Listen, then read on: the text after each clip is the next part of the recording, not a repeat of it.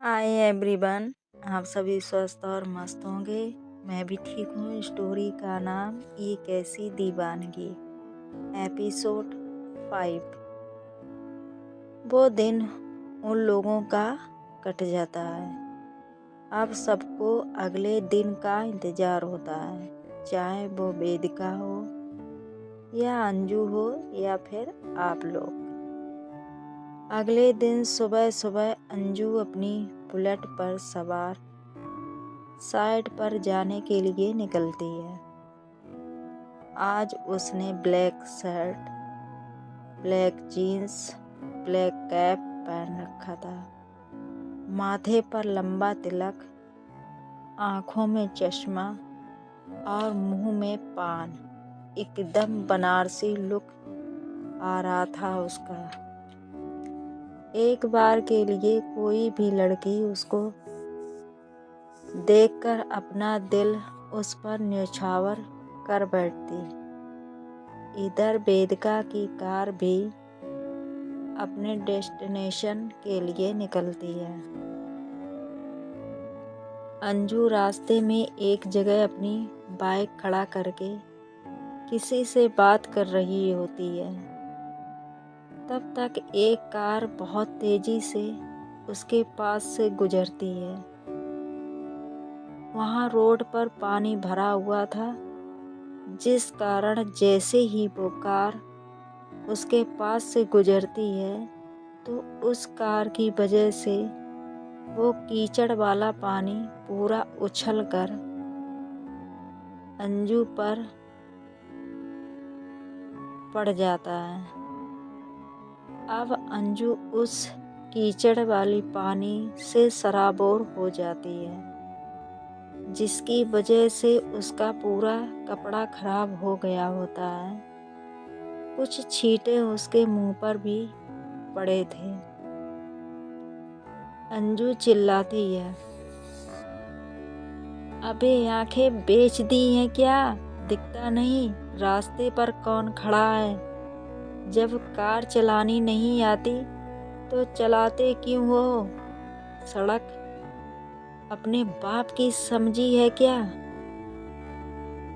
वो कार जो अभी उसके पास से गुजरी थी, सडनली वो रुक जाती है और फिर पीछे आने लगती है। अंजू जैसे ही आगे बढ़ने की कोशिश करती है, तब तक वो कार फिर से फुल स्पीड में आगे बढ़ जाती है, जिससे एक बार फिर अंजू कीचड़ से सराबोर हो जाती है।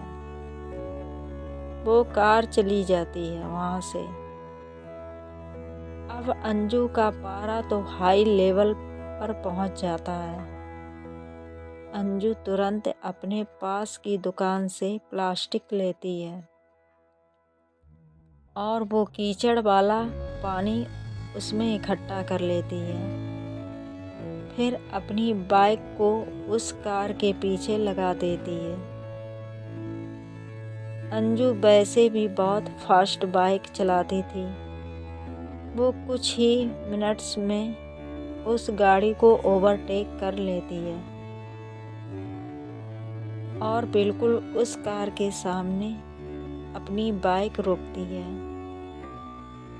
वो कार वाला इंसान भी अचानक से ब्रेक लगाता है।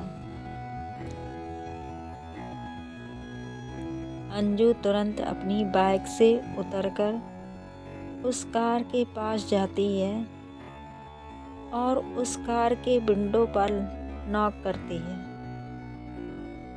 कार की ड्राइविंग सीट पर जो इंसान बैठा था, वो विंडो ओपन करता है। वो जैसे ही विंडो ओपन करता है, अंजू कीचड़ से भरा प्लास्टिक बिना देर किए उसके ऊपर उड़ेल देती है। What the hell is this? Are you mad? तुमको आइडिया है तुमने क्या किया है? उस कार में बैठा इंसान तिलमिलाते हुए कहता है। वो इंसान कोई और नहीं वेदिका होती है। अंजू कहती है, देखो तुम्हारी इंग्लिश हमका समझ नहीं आ रही है, लेकिन हमारी बात को कान खोलकर सुन लो। आज के बाद कार चलाते समय ये ध्यान देना कि तुम अपना कार आसमान में नहीं चला रही हो, रोड पर हो, और रोड पर और भी इंसान होते हैं। इतनी बड़ी कार से घूम रही हो, इसका मतलब ये नहीं है कि तुम रोड पर चलने वाले लोगों को कीड़ा मकोड़ा समझो। वेदिका तुरंत कार का डोर खोलकर बाहर आ जाती है और दांत पीसते हुए कहती है, तुमने ये जो हरकत की है वो पता है तुमने किसके साथ किया है? तुमको पता है मैं कौन हूँ? अंजू बोलती है, होगी कोई रईस बाप की बिगड़ी हुई औलाद। वेदिका तुरंत अंजू का कॉलर पकड़ लेती है और उसे झिंझोड़ते हुए बोलती है, अपने मुंह से एक लफ्ज मेरे पापा के लिए मत निकालना। पहली बार गलती से तुम्हारे ऊपर पानी चला गया था कीचड़ का, लेकिन दूसरी बार तुमने जब मेरे पापा का नाम लिया तो तुमको सबक सिखाने के लिए मैंने जानबूझकर दोबारा गाड़ी तुम्हारे पास से निकाली। इससे पहले कि मैं तुम्हारे साथ कुछ और गलत करूं, यहाँ से निकल जाओ। अंजू को भी गुस्सा आ जाता है। वो जोर से वेदिका का हाथ अपने कॉलर से झटक देती है और कहती है, लौंडिया हो इसलिए हमरे गिरबान तक पहुंच पाई हो, वरना अब तक तुम्हारा ये हाथ तुम्हारे शरीर से अलग हो चुका होता। वेदिका हंसते हुए कहती है, ओह रियली? तुमको पता नहीं है शायद किससे बात कर रही हो। अगर पता होता तो ये गलती नहीं करती। बाय द वे, गॉड से प्रे करना कि हमारी मुलाकात दोबारा ना हो, वरना तुम्हारी लाइफ का जियोग्राफी एंड हिस्ट्री पूरी तरह से चेंज हो जाएगा। अंजू कहती है, भगवान से प्रार्थना तो तुम करना कि मैं दोबारा तुमसे ना मिलूं, वरना तुम्हारे जीवन में भी ग्रहण लगाते देर नहीं लगेगी। हर हर महादेव। अंजू ये बोलकर वहाँ से फुल एटीट्यूड के साथ चली जाती है। वेदिका को बहुत गुस्सा आ रहा था।